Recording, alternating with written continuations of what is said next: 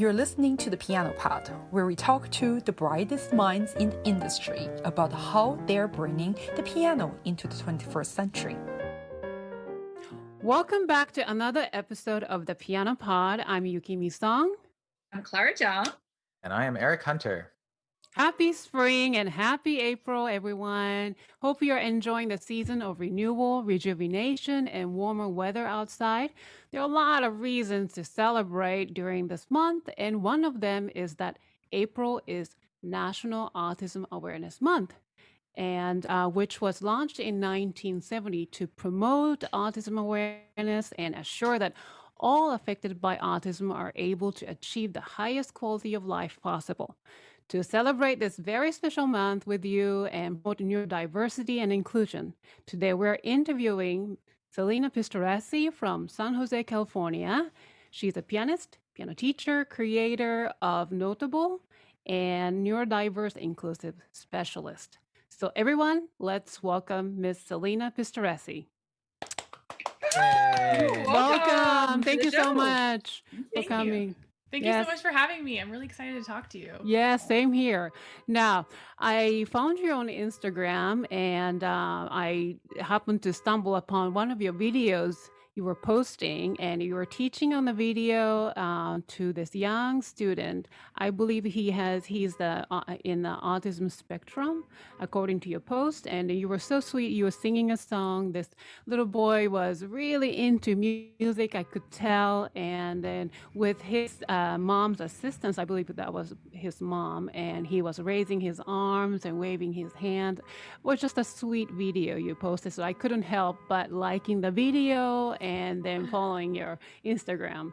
So thank you so much for coming today, Selena. Yeah, I'm glad you're enjoying the videos. So we have a ton of questions today, so let's just get into it, right? Let's get into it. Just to be on the same page for everyone, can you please define the word neurodiversity for us? What does it mean?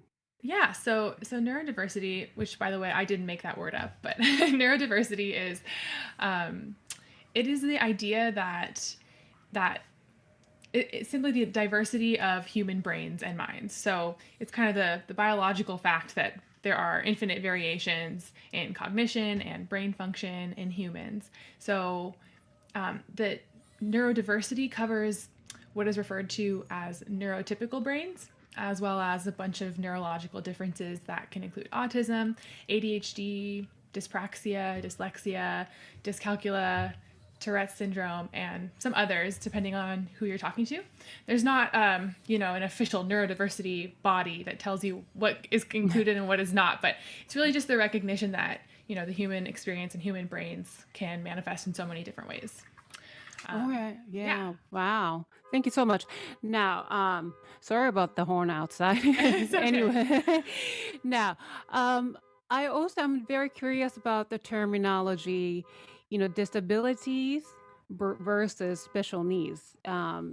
Which is the correct word, or is there such a thing? Or yeah. So first, I would say, I think it's important to have compassion for whatever terms people are using, and but I do like to try to let people know about what the disabled community is asking us to use. And so special needs, you'll hear a lot depending on your region. It's used a lot in the United States, and I think it came from trying to it came from a really good place. Like people with disabilities have dignity, and we don't want to see them as disabled. But the disabled community is saying, actually, disability is very real. It's not a dirty word. It's just a fact of life, and not saying it actually makes things a lot harder for us and further stigmatizes disabilities. So I've been using the term disabilities and disabled, people with disabilities instead of special needs. And it depends on, where you live and who you talk to. It's a little tricky as piano teachers because I find a lot of people are searching for, special needs piano teaching, or even like parents are, piano teacher for special needs. And so I think that it'll be a little while to get the ball rolling and get everybody on the same page. But the majority of the disabled community is asking us to use the term disability. Really? Wow. But I'll also say that, it does come down to individual preference. So if you meet someone who is disabled and they say, I don't want you to say that I'm disabled, of course, let's not, so it comes down Of to that. course, yeah. But by using the disability, the word disability, the word itself becomes more inclusive. So I think it's might be a good thing to use disabilities, that terminology more. Yeah. Exactly. So how many students do you have in your studio right now? So for the last 5 years or so, I've had a running constant of about 50 students. Actually, just this year, I pared it down to 40 because I'm doing all this other teacher training stuff and I just can't do it all. So I have Well, about that's 40 right amazing. now. Really? So do you have like a wait list? I do, yes. I have a waiting list. And Mm-hmm. yeah, that's part of the reason why I started training teachers, because there's so many students and I could never possibly teach them all. So And you teach all of them private students? yeah, Privately? all of them are one-on-one. Wow. That's a Really? And then, lot. how are you doing teaching on Zoom or online right now with students with this, neurodiversity? Yeah. I honestly, it's way better than I thought it would be. Not as in like it's better than I thought I could do. The transition was a little bit hard for everyone, I think, just getting used to something new. But as long as the parents are there to support, a lot of times, it's going really well. I Oh, would say wonderful. some students are even doing better than they were in person. So Really amazing. That's great. Now, do your students have all disabilities? most of them do. Some of them I don't usually ask for a diagnosis. Well, I don't ask for a diagnosis. Parents often, bring it up in the beginning, but sometimes they don't, and I just run with it. So I'm not quite sure, Okay. the level of diagnosis with everyone in my studio, but most of them do have a disability. How did you come to specialize in this population of students? Do you have any special training? I know you studied piano in college, so. Yeah, so I studied piano in college. I got a degree in music and psychology. And actually, late in my junior year of college, I got a job at a nonprofit inclusion school in the Bay Area. And that was my first taste of the world of disabilities and neurodiversity. And so the school was really small. It was actually brand new when I started working there. And so I had the chance to dip my toe in everything. And I was doing admin work, but then I had also been teaching piano since I was in high school. So since 2008. And the director was like, you know music, you teach piano. Would you like to develop a music program here? And so I did. Wow. And it was great. It was a bunch of different students with different diagnoses and different ages, all in the same classroom. And so I really, got to figure out what works for each student and how to include everyone and what's going on and how to level things. And that was my main training, I guess, just being in that experience. And so, Selena, can I jump in for a second? That just Yeah. sounds like a huge challenge. Like so many of us struggle with just teaching one student with disability, maybe even a mild disability. How are you able to manage an entire classroom of kids with different levels like that? I mean, I will say I don't even know how classroom teachers do it in general. Like I am now I'm a private teacher because one-on-one is my thing. But yeah, it was difficult at times.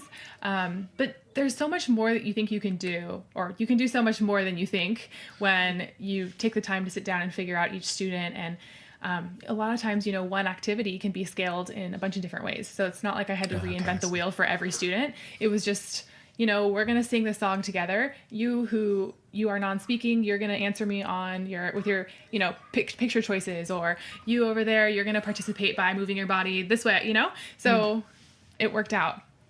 That just sounds terrifying to me. You must be so creative, like especially at the beginning of your career, to be faced with that kind of challenge. I feel like I would have drowned. So kudos to you. Thank you. Yeah. It was a lot of Pinterest. Oh, that's very interesting. Actually, can I jump in? I have one quick question. When I first moved to New York, and I see, and I think you're still quite young, so that's just like really inspiring. When I first came to New York, I just came out from teaching at UMass Amherst, so I was teaching in college, and then all of a sudden, I got this full-time gig teaching in the middle school, and it was like a specialized music school, really, but I did realize I had a couple of students that might have special needs or, you know, disability, but they were not diagnosed. And I mean, I don't know. I didn't go to school, like middle school at this great school in this country. You know, I just came here for college. So I remember it was so difficult. And then it was like, I didn't know.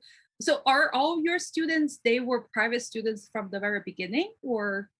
In my studio currently, they Right. were all private students from the But very back beginning. when you first start teaching in the school, they were in a group as well, right? Yeah. How did you manage that? You know, I will say that it was a very small school. I think there were, Okay. you know, like no more than 13 students in a class. Mm. So I did have a lot of support. So there were one-on-one aides with I some of see. the students who needed more support. And I did have a lot of support from the director. You know, it wasn't just like me in a room with 13 different kids of different ages running around. Like, so I see. I had the luxury of support, I guess. A lot of like, Sure. you know, public school teachers with a huge classroom, it's a lot harder to give that student the attention they need. But Were there any like behavior issues? you know, I've come to see behavior a little bit differently now, especially. But if the environment was, it's not always the environment's fault, but sometimes if the environment is overstimulating for a student, or, you know, if the student really wanted to do one thing, but everybody else was doing the other thing, there were some behaviors. A lot of times it was helpful to have an aide there to help the student get back calm their nervous system down and get back into a zone where they're ready to learn.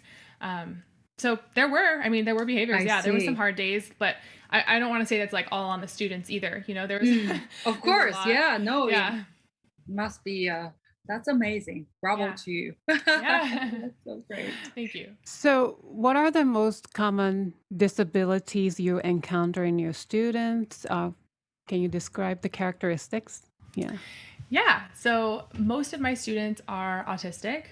And just a little note, I love to talk about terminology, if you know. Sure, go. But yeah, just a little note on terminology. Some people, if you Yes. have any training in, you know, autism or anything like that, you might have heard it's super important to say person with autism or people with autism and not say autistic people.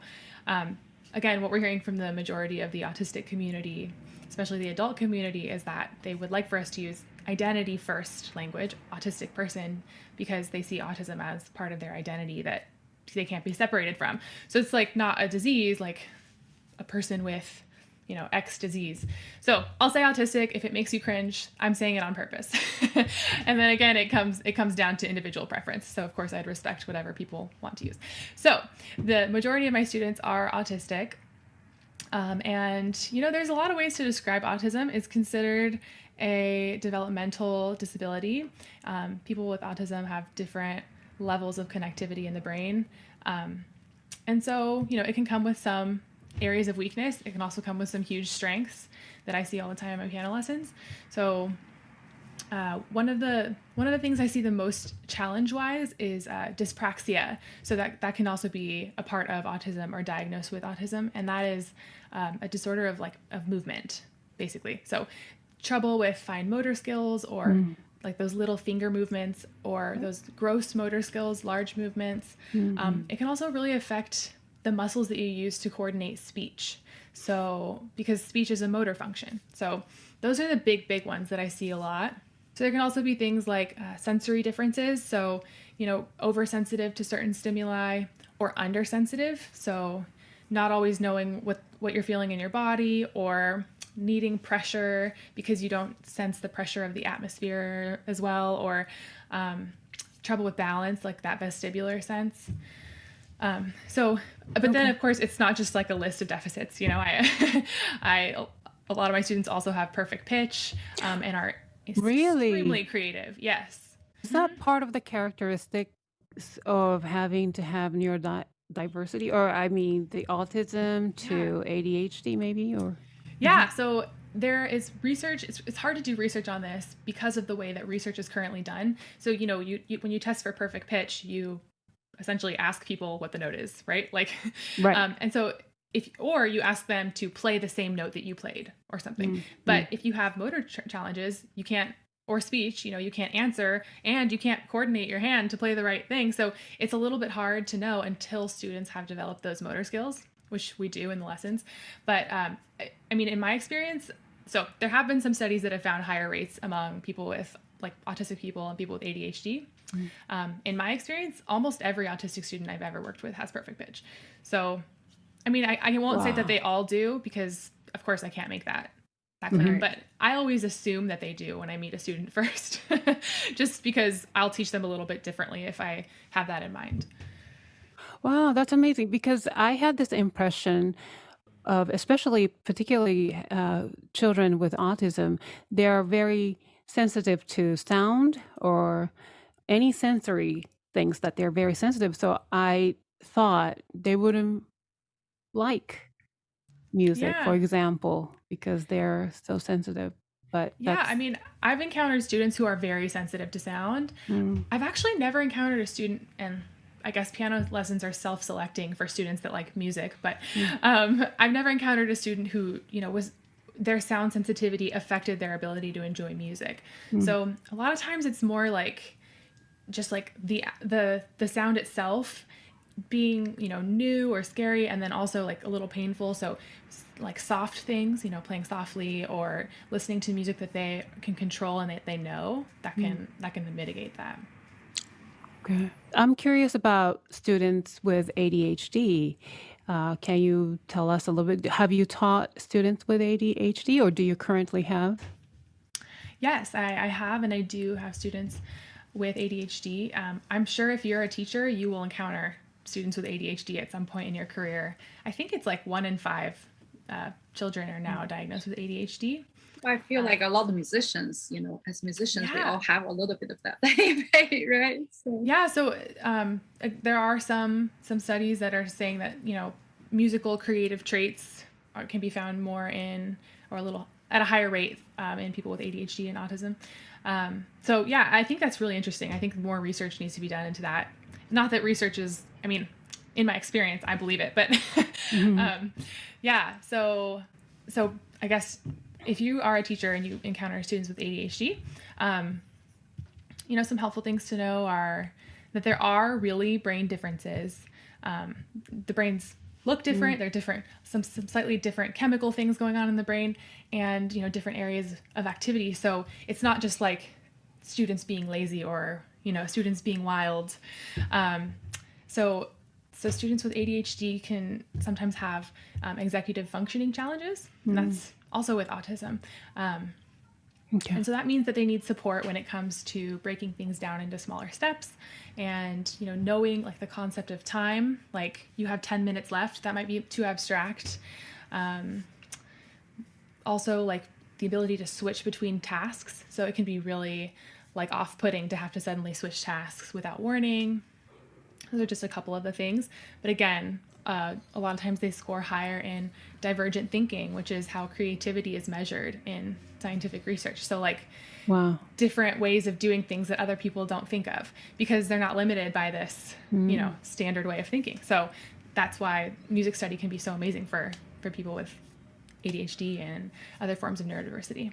Yeah, I used to have, or I still do have some students with ADHD, or that within that spectrum or family tree, I guess.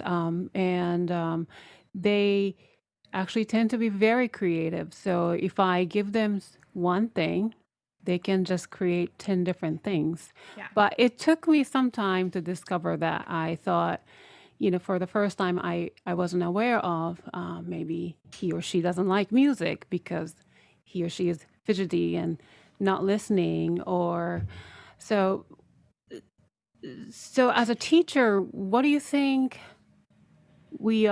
how far can we go? Because I'm not a psychologist. I'm not a trained psychologist. But in some ways, we can see the difference because we teach different students on a daily basis. And this child is different, right? Overly sensitive, but also has this amazing gift of being creative, or perfect pitch, or maybe other traits and characteristics. So what do you think as a piano teacher we can do to help to those families? Yeah, so that's a great question. The answer is we can do a ton. You don't have to be a trained psychologist or, it's important to be flexible as teachers. I think that's the most important thing that we could do. And so if you see a student who, and I've really struggled with this, but if you see a student who, isn't responding well to the way that you're teaching them. So, if my typical traditional way of teaching is like, you come in, you sit down, we're gonna play a song that I tell you to play. It's gonna be great. We're gonna have a good time. But that doesn't work for a lot of students with, neurodivergence. So it's important to see, okay, if this isn't working, how can I give the student more control over what they're learning? That's usually a really big part of it is, can I give them options instead of just telling them what to do?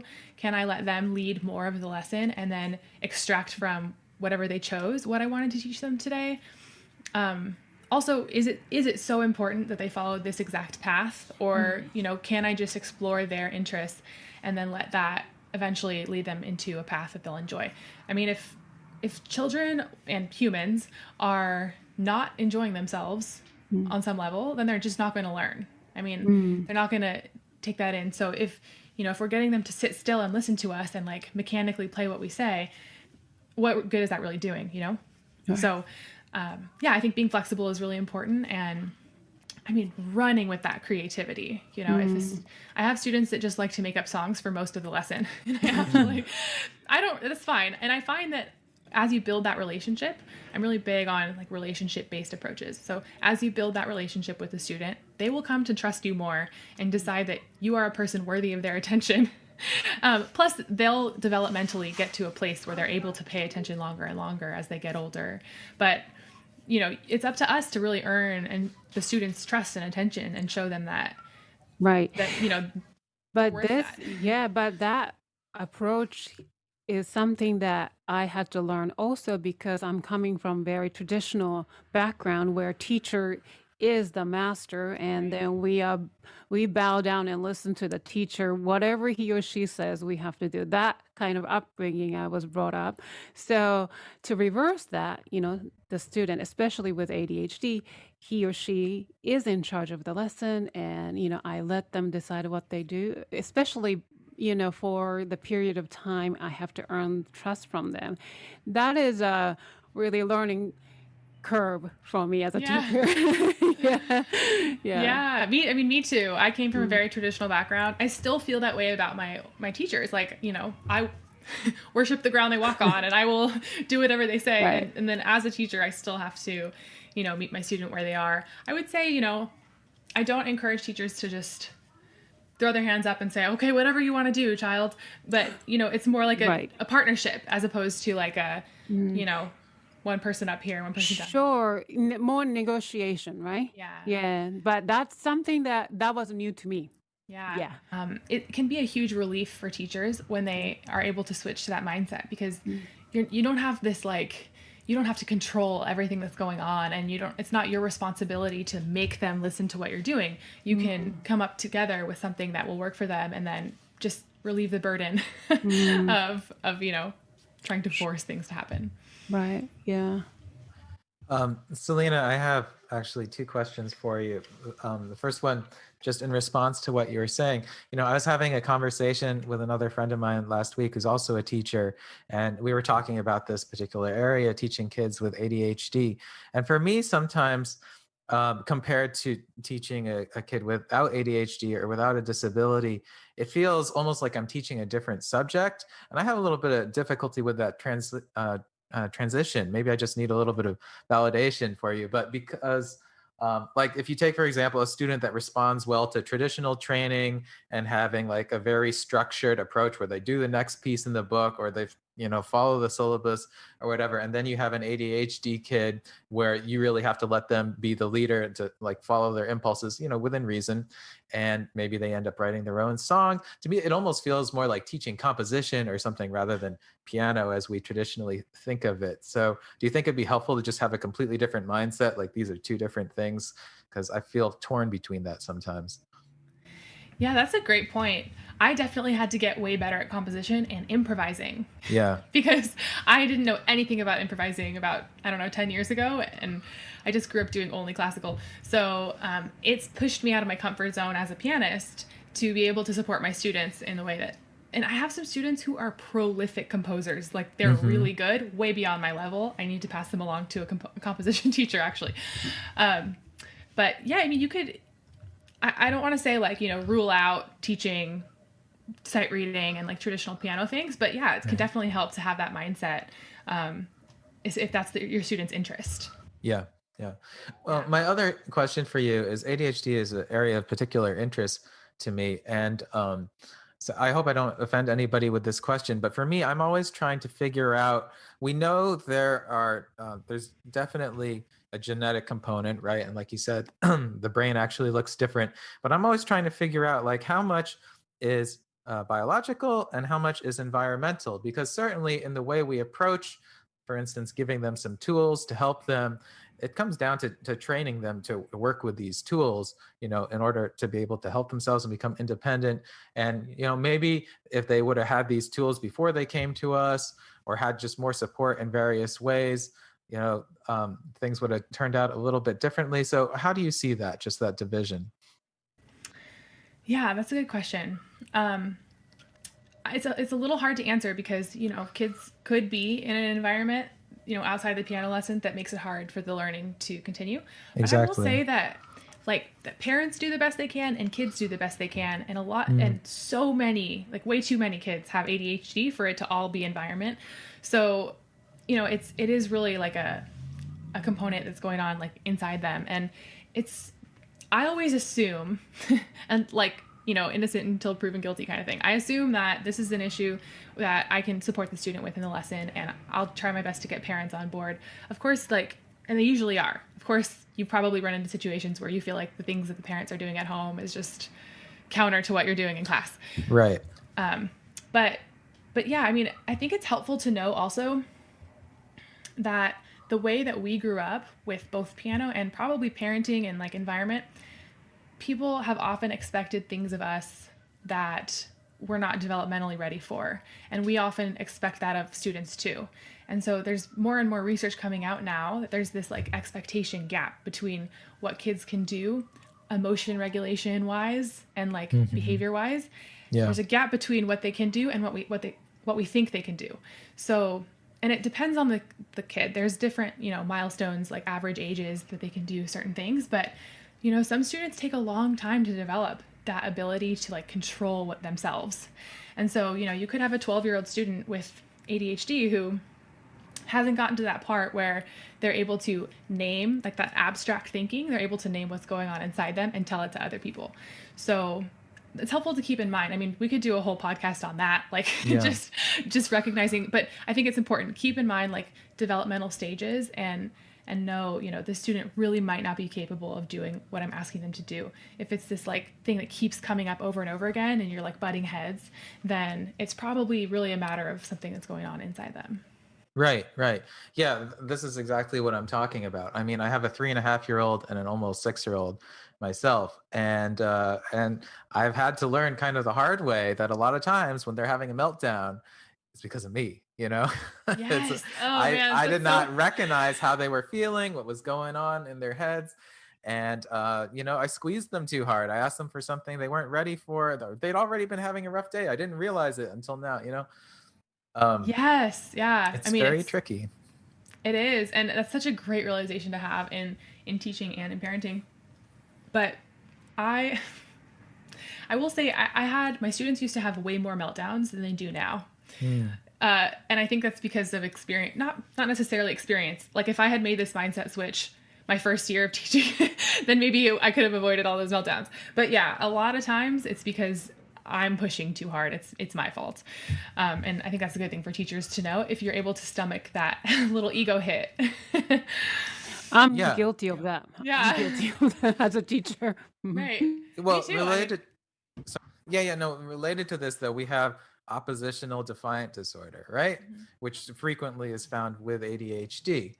And again, I'm not an expert. I'm sorry. I'm just talking off the top of my head. But what is opposition? Let's say just take a kid without disability, like I see in my sons. Okay, I'm just going to speak from personal Sure, yeah. experience. They get oppositional when I'm pushing them too hard. Now, if this happens repeatedly in a kid's life and they're frequently under a lot of distress, then it can develop into something where they start to overreact, Right. you know, or they feel out of control. And so this is what I'm interested in exploring, like, you know, and again, as teachers, how we help them with this is to give them back some of that control, right? So that is kind of environmental and socializing. And Yeah, oppositional defiant disorder. I hear that being asked about so much in piano teaching circles, and I think it's important to know that it's a label. It's Yeah. not necessarily a helpful diagnosis because it's just like, this student is oppositional. Okay, cool. What do we do with that? It's not, you know, and it's also not really like its own brain thing. It's just a description of symptoms. So students with oppositional defiance disorder or with that diagnosis often don't respond very well to behavior interventions, like those kind of reinforcers that you might use to increase a desired behavior or consequences to decrease an undesired behavior. Because they're, like you said, the reason that they're acting like this is not because of like an intention. It's because their nervous system is in a state of distress. So, there's a really good book that I recommend to everyone who's interested in this. It's called Beyond Behaviors by Dr. Mona Delahook. okay. It's completely changed my life, honestly. It's the kind of book that like keeps me up at night. It's so good. But she talks about she condenses research that's been done on the nervous system and how our nervous systems are always keeping us, their job is to keep us alive, right? Generally. And so our nervous systems make us aware of danger. Yeah. So, and like from a, evolutionary level, like we're either in the social engagement mode, which you can think of as like the green zone, which is what we are doing right now. Like we're all not really under threat. We don't perceive a threat. We're talking to each other. Everything's fine. Or we're in fight or flight, fight, flight, freeze, that kind of thing. Or sorry, fight or flight, which is when you might see students with those like big emotions and they're like lashing out in some way. Or they might be in like what she refers to as blue, which is like shut down. So that's just, hopelessness. That's usually if like red has persisted for so long and nothing has happened that there's just no hope anymore and you just shut down. So if you see a student, you can kind of tell, is my student green, social engagement, are they, and this isn't labels that we teach the kids. This is for us to notice. Are they engaging? Are they smiling? Or are they able to listen to what I'm saying? Or are they lashing out and they in like this hyped up red zone, or are they shutting down? If they're in red or blue, we can't teach them. Like nothing is going to go in. So we need to, that's our responsibility to get them back into this green. And you can do that by, giving them control is a good one, but also just like engaging in general. So what does the student love? Even if it's not music related, but if a student is like in this, starting to get into like this red zone in your lesson, it's time to like stop what you're doing and, just pull up a YouTube video of their favorite song or something that just will get them back into this zone. Yeah, and this applies really to all students, not just students with disabilities, right? This is something I'm still learning, still working on. Yeah. That reminds me, sometimes some teachers and psychologists use this kind of emotional regulation chart where you have the red, blue, green, yellow, and you ask the student at the beginning of the session, okay, where are you today? Are you familiar with that? Yeah. So many, and that can be a really helpful tool for those students that have gotten to that developmental stage and that are able to name what's going on inside them and tell it to other people. But I would say for like the majority of the time that's used, especially like in, a kindergarten classroom, kids aren't even doing that yet. Like they'll be like, I don't know, green. And they don't really know what's going on inside them. So, well, I don't want to say don't use them, but just be aware of if your student or child is capable of doing that yet. Right. Yeah. So if you try that out and it doesn't seem like they're responding, they're probably just not developmentally ready. Yeah. But once they are, they can be really helpful and useful to do that. And especially if you get the student to describe like their zones in their own terms, like, so when you're feeling green, how is that for you? And they might say like, I don't know, cozy with my teddy bear or something, like just having them name that. And so you can eventually come back to like, how can I get you to feel cozy with your teddy bear, or Right. Yeah. get them to, yeah. Right. Let's get back into the teddy bear zone. Yeah, exactly. Okay. This is so informational and educational for me, because this is still, I would say, relatively a very new subject. I haven't really had too many students. I can probably count with one hand how many students. But what I'm curious, Selena, is that have you had any adult students with autism? I heard earlier you say that some of them had a perfect pitch. I would tell you this much: I still have a teacher, across the street, and he actually had a couple of students that were adults. I think they were about my age, I would say, and they both play so beautifully. And one of them I actually subbed for a while, and we even somewhat became friends, even though she has autism, so we are the exact same age. But sometimes I feel like when I talk to her, I almost feel like we're in the kindergarten, but like in a really great way. She's just really kind, and they're really, really musical. And so that, I was very fortunate to have that experience. So for me, I guess my question is that, see, I always have this dream that I think we are teaching music to to teach the world to be a better or more peaceful place, right? So imagine these young students that had some disability, or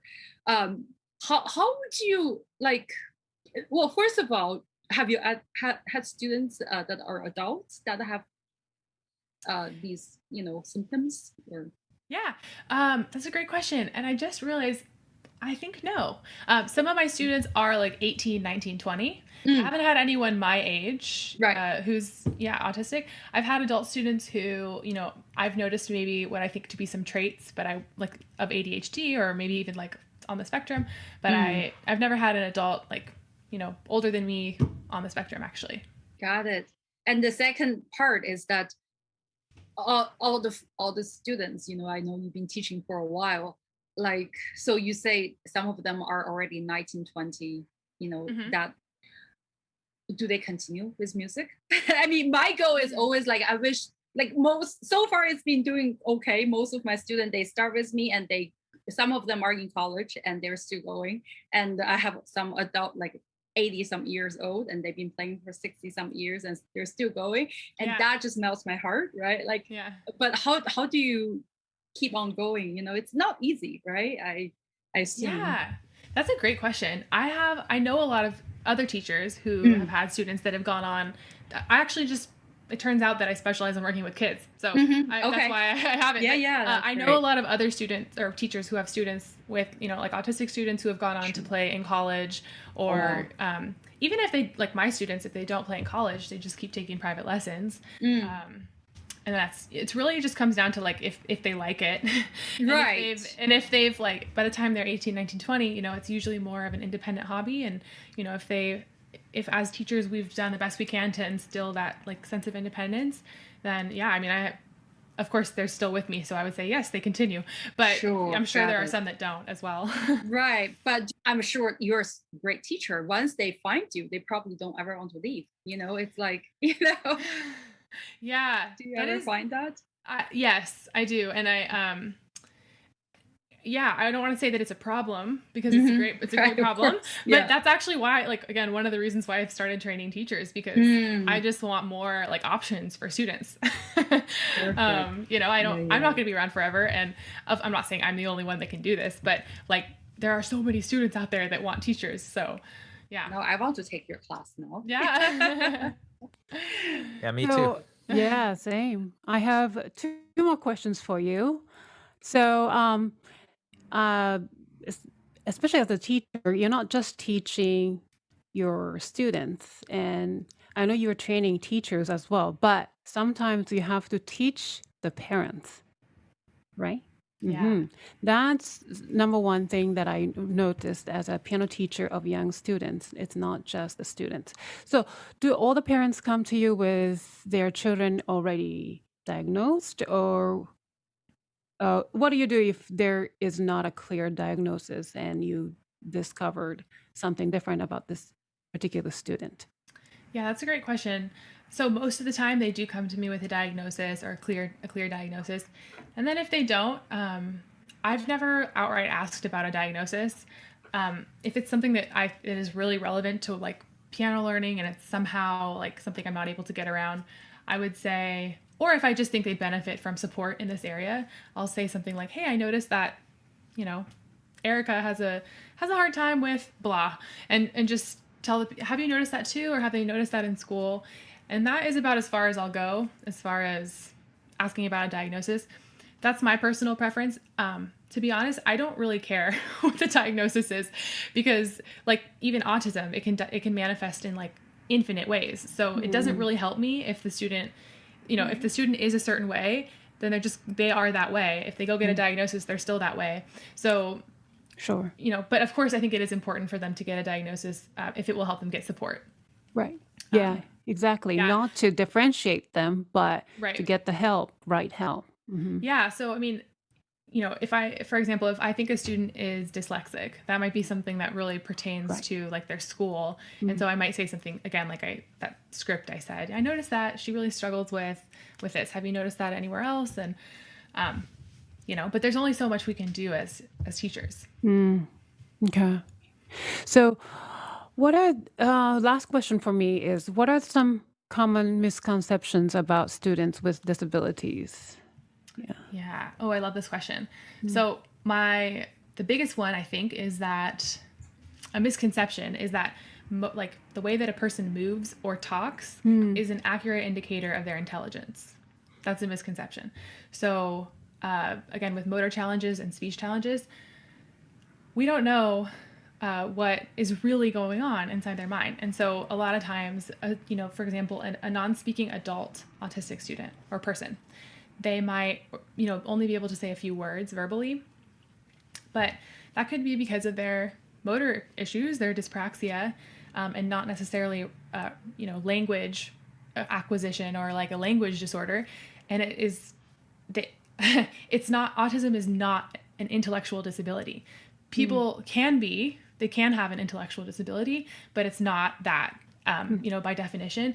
And so I think that's something that teachers run into a lot, is just when, they meet a student who is, non-speaking, or they can't get an accurate gauge of intelligence, they'll just kind of assume that this person is like, they are intellectually younger than they are. I hear that a lot, like intellectual age, but there's really no way for us to know. I mean, unless you spend a lot of time with someone, I'm not a speech therapist, so I don't know like the nuance of figuring out why someone has trouble producing speech, but I just want to say like it's not always an intellectual disability.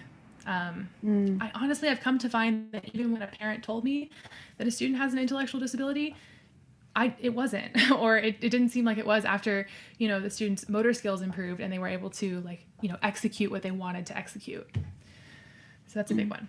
So you mentioned training other teachers. Now, you've actually developed a course, right? Yeah, I have. Could you tell us a little bit about that? Sure. So the course is called Unfazed, because that is what teachers will be after they take it. And love it. Yeah.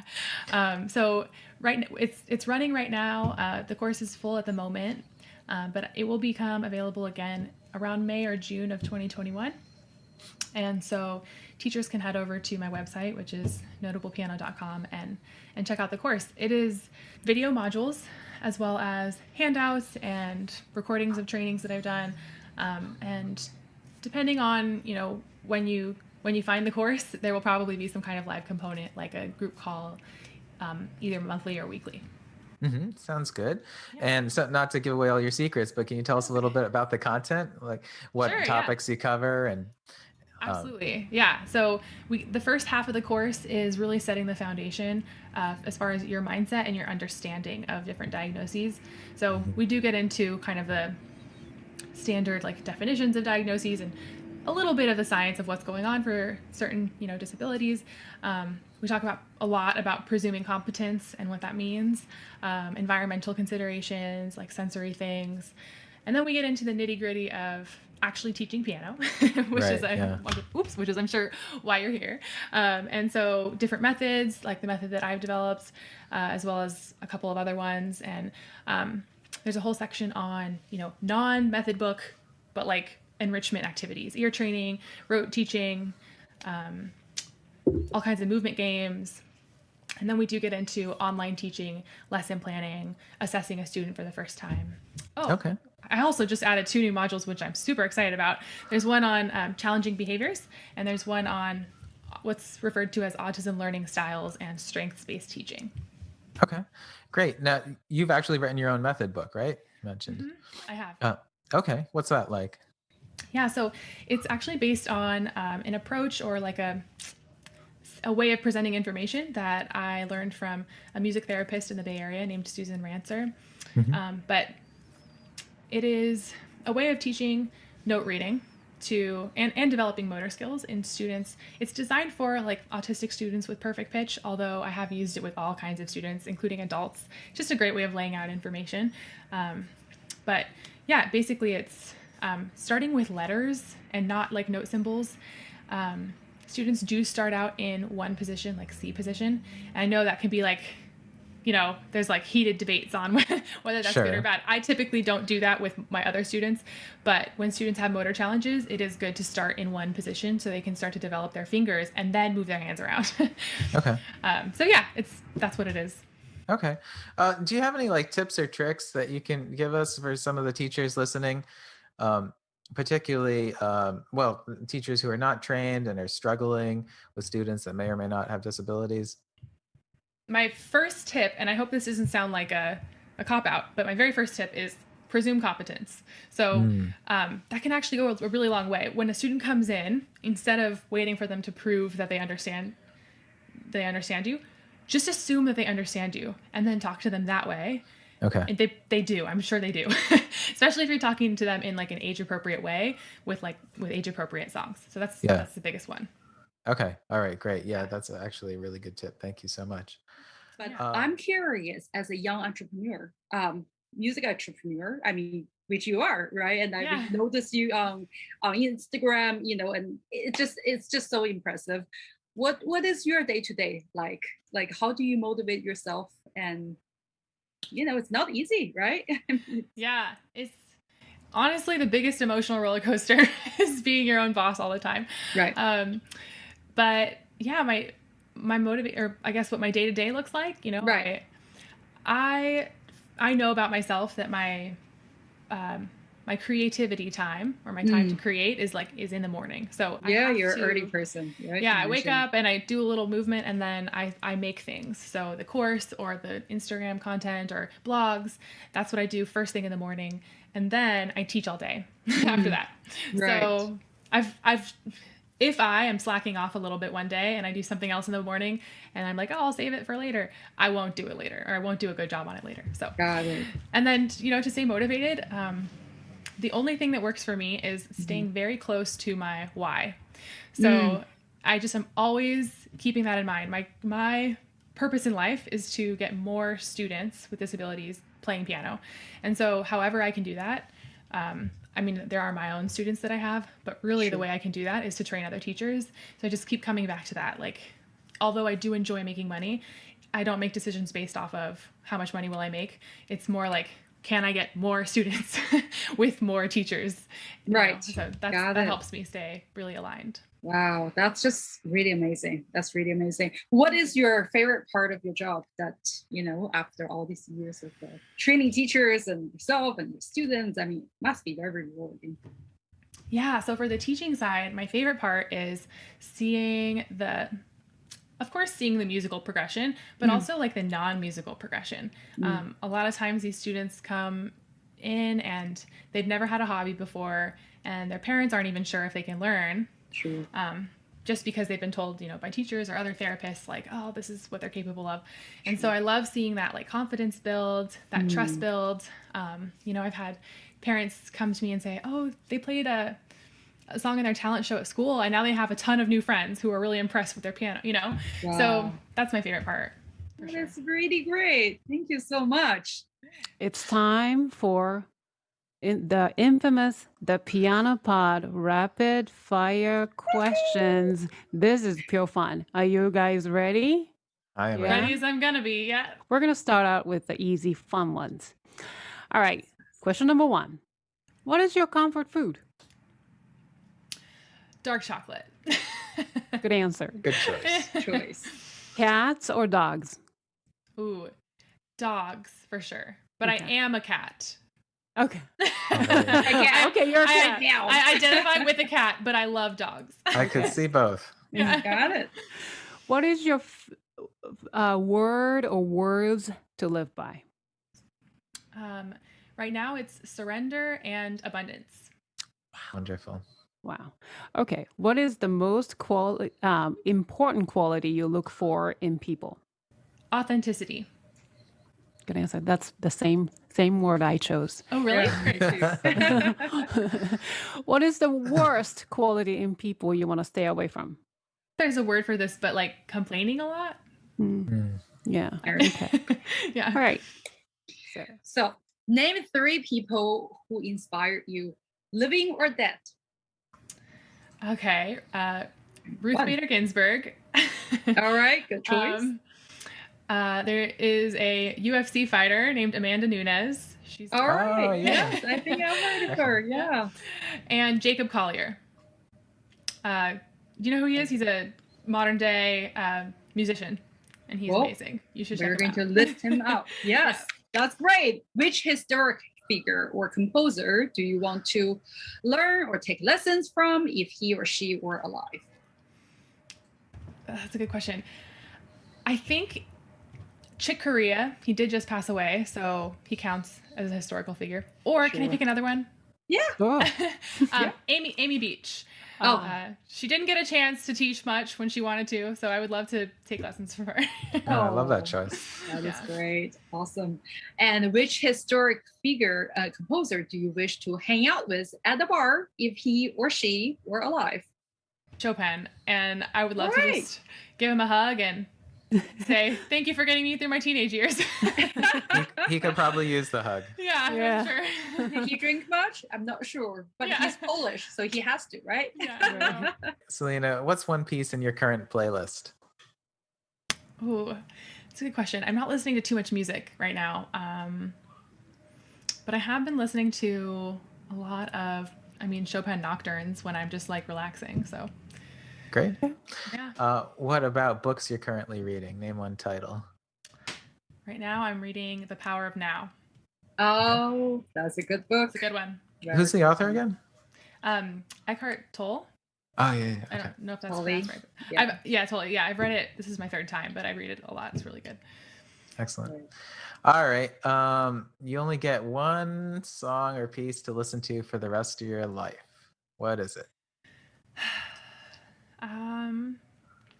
Probably nothing. But if I had to choose, probably a Brahms cello sonata, like maybe number 1, E minor. Love that one. Great.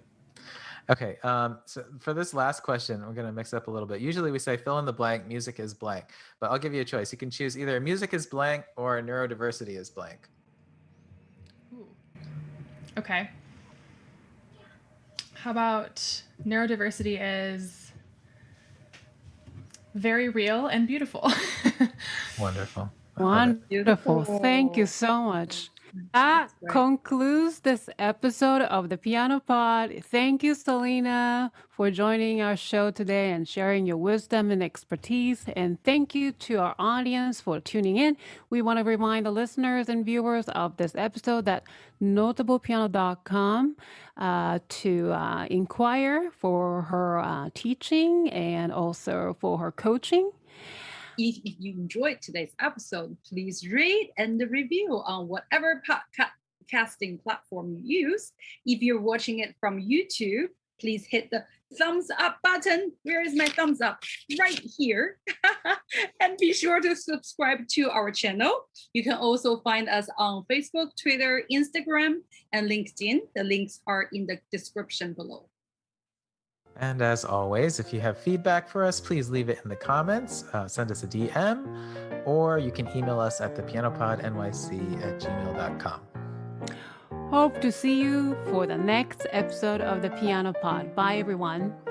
Bye, everybody. Bye. Thank you so much. Thank you, Selena. Selena. Thank you.